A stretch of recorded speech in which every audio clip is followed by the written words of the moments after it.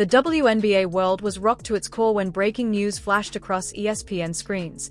Sandy Brondello, the winningest coach in New York Liberty history, the architect behind their long-awaited first championship, was out.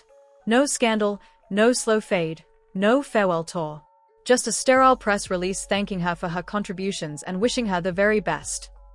But beneath that polite corporate tone, something far messier was brewing. Whispers of politics, resentment, and a single name that has the power to divide the entire league: Caitlin Clark. The Liberty's announcement landed like a sucker punch. How do you fire the coach who just gave you everything you ever wanted? Brondello wasn't just a hired gun. She was the mastermind who turned a star-studded but chaotic roster, Breanna Stewart, Jonquil Jones, and Sabrina Ionescu, into a cohesive, championship-winning force. Under her, New York went from a flashy experiment to a dynasty in the making. Her reward? A pink slip. And the reason, many believe, had nothing to do with basketball. You see, not long before the firing, Sandy Brondello made headlines of a different kind. During a press conference, she praised Caitlin Clark, the rookie phenom whose arrival has transformed the WNBA into appointment television. Brondello called Clark a great player, said she was good for the craft, and spoke about how excited she was to see her continue growing the game. It sounded like harmless professionalism, respect from one competitor to another. But in today's WNBA, even a compliment can become political ammunition. Because Caitlin Clark isn't just a player, she's a movement. She's changed ticket sales, television ratings, and even public interest in women's basketball. And for some, that spotlight feels threatening. Some veterans roll their eyes when her name trends.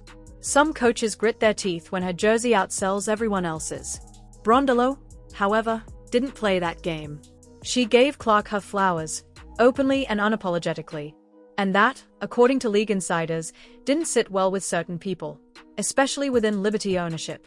In a franchise built around its own superstars, praising an outsider, especially one from Indiana, wasn't seen as smart politics.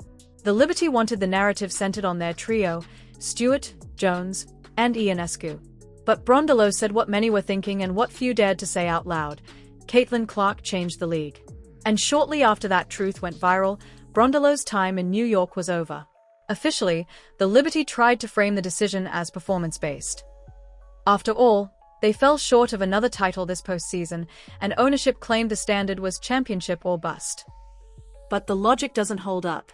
You don't highlight a coach's record-breaking wins and leadership in the same press release announcing her firing, not if the problem was really performance. You do that when you're trying to soften a blow, to disguise a deeper motive. Because let's be honest, Sandy Brondello didn't forget how to coach overnight. She's one of only 2 coaches in WNBA history to win titles with multiple franchises. Her 40 playoff wins? Second most all-time. You don't stumble into that. You build it through years of experience, leadership, and trust. Yet somehow, the Liberty's front office decided a woman who delivered their first-ever championship was suddenly expendable. And that's where this story stops being about basketball and starts being about control.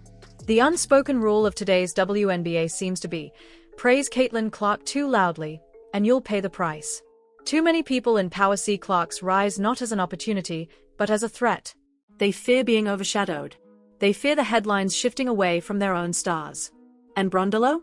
She became collateral damage in that insecurity. Even rival coaches were stunned. Las Vegas Aces Becky Hammon called Brondello a quality person and a quality coach, a rare show of solidarity from a direct competitor. Translation: New York just made a huge mistake. Even Liberty players seemed blindsided.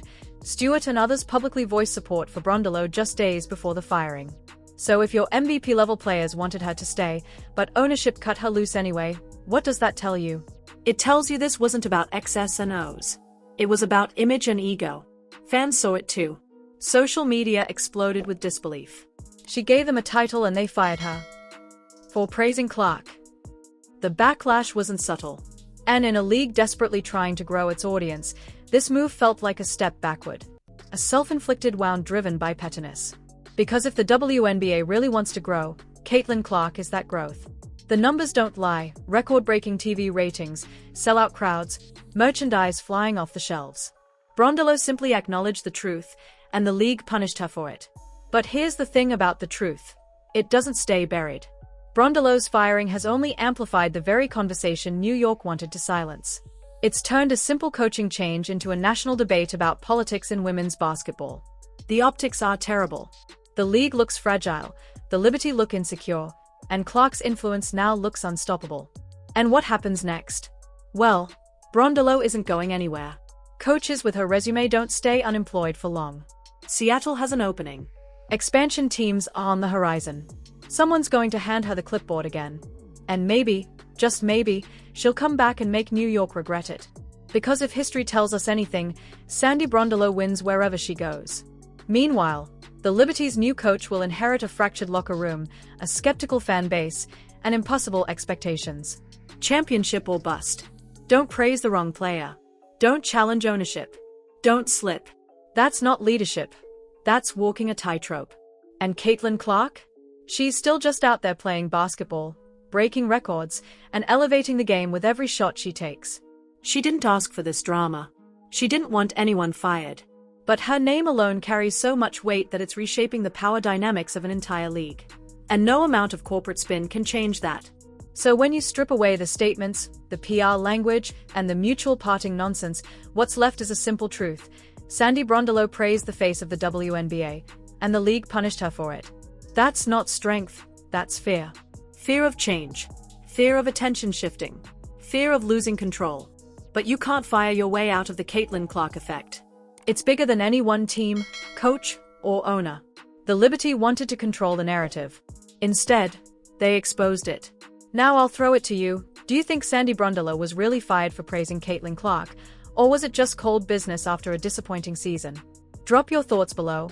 Hit that like button if you think the league went too far, and don't forget to subscribe for more deep dives into the drama shaping today's game.